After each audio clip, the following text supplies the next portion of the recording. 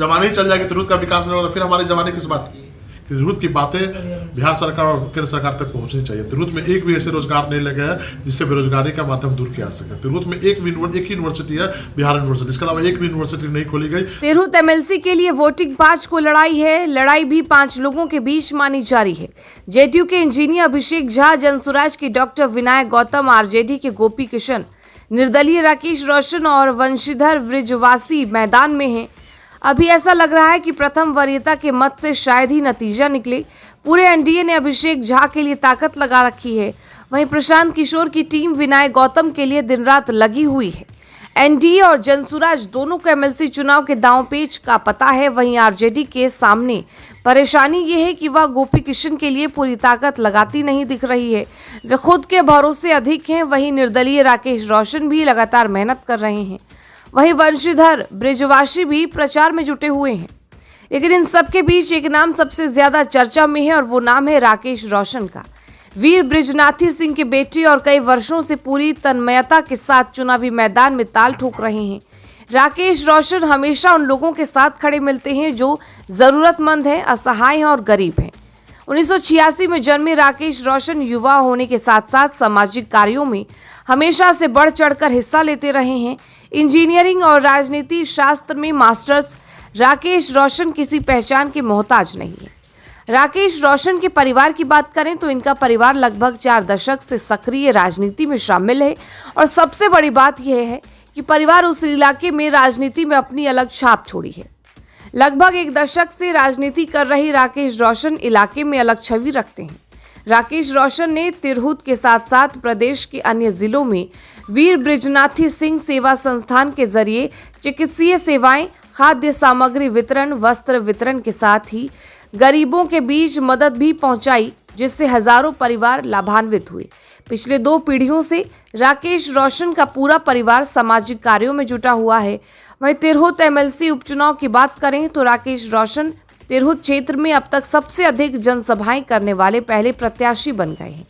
वे निरंतर मतदाताओं से मिलकर क्षेत्र के विकास, शिक्षा सुधार और युवाओं के सशक्तिकरण के लिए अपनी प्रतिबद्धता जता रहे हैं।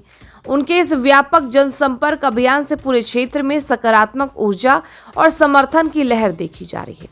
राकेश रोशन का कहना है कि मेरा सपना है कि तिरहुत का हर कोना विकास की रोशनी से जगमगाए।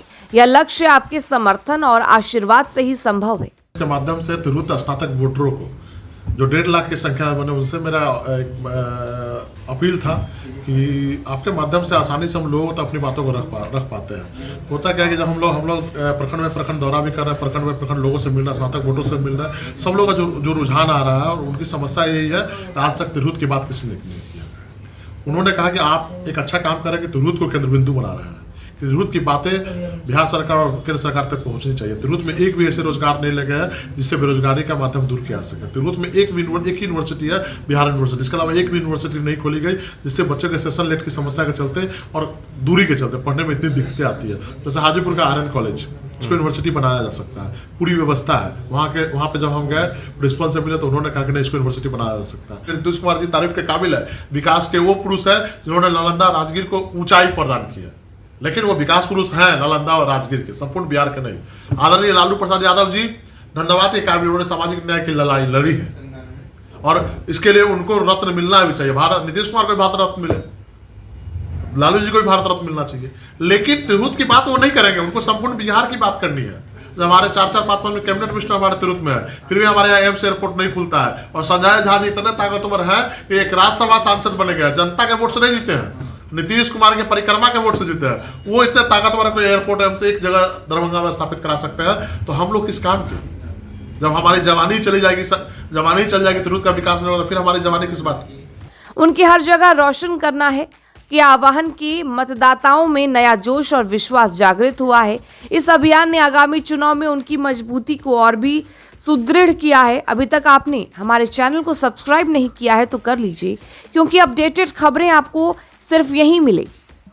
परफेक्शन IAS UPSE और BPSC फाउंडेशन क्लासेस के लिए समर्पित संस्थान। यहाँ आपको UPSE selected and interview appeared faculties द्वारा गाइड किया जाता है। Separate batches for Hindi and English medium. 65वीं और 64वीं BPSC एग्जाम में 69 और 107 रिजल्ट्स एवं 66वीं BPSC एग्जाम में 131 रिजल्ट्स हासिल किया है परफेक्शन IAS टीम ने। परफेक्शन IAS, कुमार टार, बोरिंग रोड, पटना।